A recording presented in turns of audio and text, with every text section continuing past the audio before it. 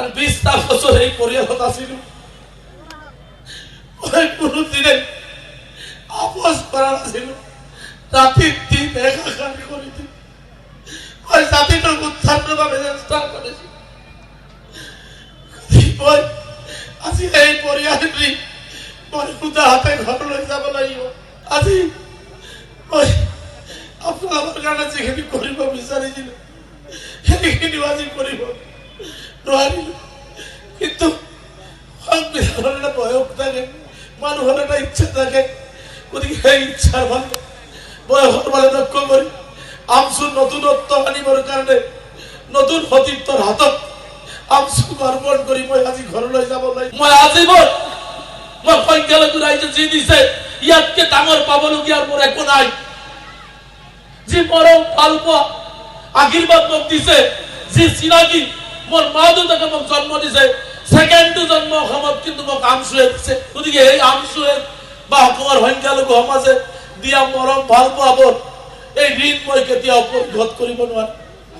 আপোনালোকৰ ঋণ মই কেতিয়াও পৰিশোধ কৰিব নোৱাৰিম যিদৰে বলিষ্ঠভাৱে কথা ক'বলৈ চেষ্টা কৰিছিলো মই মৃত্যুৰ আগদিনাখনলৈকে মই য'তেই নাথাকো কিয়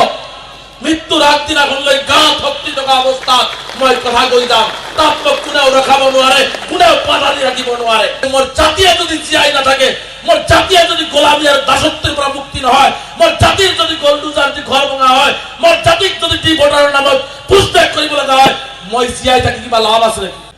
কাৰণ 20টা বছৰ এই পৰিয়ালত আছিলো মই কোনোদিনে আপোষ কৰা নাছিলো রাতের দিন একাকার করিতে ওই জাতিটার উত্থানের ভাবে চেষ্টা করেছি আজি এই পরিয়ালটি মনে খুদা হাতে ঘর লই যাব লাগিব আজি ওই আপনার আমার কানে যেখানে করিব বিচারিছিল সেখানে আজি করিব নোৱাৰিল কিন্তু সংবিধানের একটা বয়স থাকে মানুষের একটা ইচ্ছা থাকে গতিকে সেই ইচ্ছার ভাবে বয়সের মানে লক্ষ্য করি আমচু নতুনত্ব আনিবৰ কাৰণে নতুন সতীৰ্থৰ হাতত আমচু অৰ্পণ কৰি মই আজি ঘৰলৈ যাব লাগিছো কিন্তু আজি মই সৌভাগ্যৱান মোৰ এই অঞ্চলৰ পৰা আপোনালোকে মোক উলিয়াই দিয়াৰ বাবে আজি এই অঞ্চলৰ মাটিৰ পৰা মোক পঠাই দিয়াৰ বাবে আজি মই গৈ গোটেই অসমৰ ইমূৰৰ পৰা ইমূৰক এই সতীৰ্থ ভাইসকলৰ লগত নিজৰ ভাতৃৰ লগত ইমান সম্পৰ্ক নাই যিমান সম্পৰ্ক এই ভাইসকলৰ লগত আছে নিজৰ ব্লাডৰ ৰিলেশ্যনতকে বেছি ৰিলেশ্যন এই সকল মানুহে ৰখাইছে গতিকে ইয়াক কেৱল মাত্ৰ আপোনালোকে আমচুৱে মোক দিছে কোনোবাই ৰাতি 2টাত ভাত বনাই খুৱাইছে কোনোবাই থাকিবলৈ কম্বল দিছে কোনোবাই গাড়ীত তেল ভৰাই দিছে কোনোবাই মৰম কৰি 2টা কথা কৈছে এই মৰমখিনি অসমৰ সংখ্যালঘু ৰাইজে দিছে মই আজীৱন মই সংখ্যালঘু ৰাইজে যি দিছে ইয়াতকে ডাঙৰ পাবলগীয়াৰ মোৰ একো নাই যি মৰম ভাল পোৱা আশীৰ্বাদ মোক দিছে যি চিনাকি মোৰ মা দেউতাকে মোক জন্ম দিছে সেকেন্ডটো জন্ম সময়ত কিন্তু মোক আমচুৱে দিছে গতিকে এই আমচুৱে বা অসমৰ সংখ্যালঘু সমাজে দিয়া মৰম ভাল পোৱাবোৰ এই ঋণ মই কেতিয়াও পৰিশোধ কৰিব নোৱাৰিম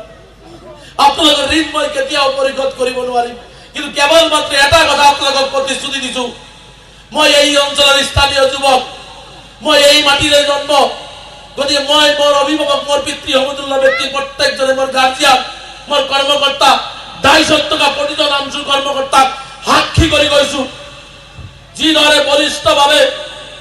কথা ক'বলৈ চেষ্টা কৰিছিলো মই মৃত্যুৰ আগদিনাখনলৈকে মই য'তেই নাথাকো কিয়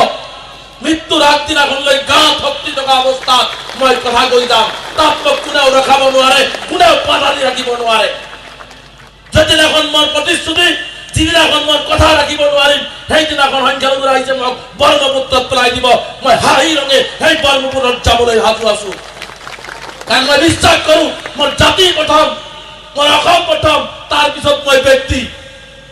গতিকে মোৰ জাতিয়ে যদি জীয়াই নাথাকে মোৰ জাতিয়ে যদি গোলামী আৰু দাসত্বৰ পৰা মুক্তি নহয় মোৰ জাতিৰ যদি গলদুজাৰ যদি ঘৰ ভঙা হয় মোৰ জাতিক যদি টি ভোটাৰৰ নামত পুষ্টেক কৰিব লগা হয় মই জীয়াই থাকি কিবা লাভ আছে নেকি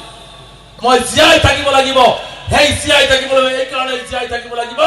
যে মোৰ জাতিটোৱে যাতে কাৰো লগত আত্মসমৰ্পণ নকৰাকে মূৰ ৰখ কৰি নিজৰ অধিকাৰ লৈ এইখন অসমৰ মাটিত ফুটি ফুটি জীয়াই থাকিব পাৰে, কোনেও যাতে হিলাব নোৱাৰে। এইটোৱে মোৰ লক্ষ্য, এইটোৱে মোৰ লক্ষ্য।